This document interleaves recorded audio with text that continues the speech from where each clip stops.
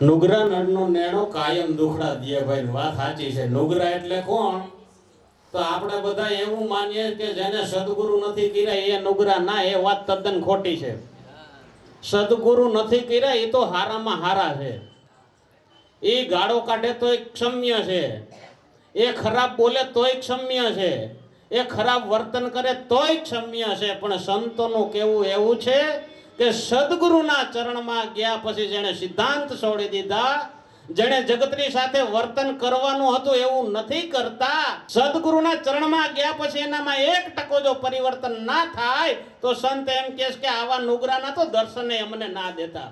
સાહેબ, ઓલાને તો ખબર જ નથી સત્ય શું છે, પરમાત્મા શું છે, જ્ઞાન શું છે, ધારાઓ શું છે, એને ખબર નથી એટલે બિચારો બકવાસ કરે છે, ગાળો બોલે છે, વર્તન આડું અવળું કરે છે, આદર ભાવ નથી, એનામાં વાણી વર્તન સારા નથી, ખોરાક સારો નથી, કારણ કે એને તો બિચારાને ખબર જ નથી. સાહેબ, 1 લાખ રૂપિયાનો ઘોડો છે એને પલાણ્યો નથી, એ તો ગમે એમ ફલાંગો મારે, પણ 5 લાખ રૂપિયાનો કારીગર લાવી અને એ ઘોડાને કમ્પ્લીટ કર્યો અને જો ઈ ઘોડો ફલાંગ મારે ને સાહેબ, ત્યારે સંતો એમ કહે છે કે આ ઘોડો નથી, આ તો ગધેડો છે.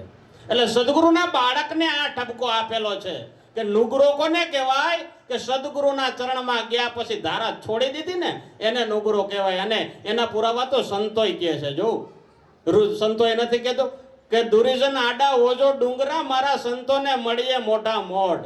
આવા જે નુગરા છે ને આડા તો મોટા મોટા ડુંગર દઈ દો, એના દર્શને અમારે નથી કરવા. ટૂંકમાં સંતોનું કેવું ખાલી એટલું જ છે કે સદગુરુના ચરણમાં ગયા પછી સિદ્ધાંત જે ચૂકી ગયા એને સંતોએ નુગરા કીધા છે. અને સાહેબ 100% આવાનું દર્શન થઈ જાય ત્યાંથી પાછા વળી લે જજો.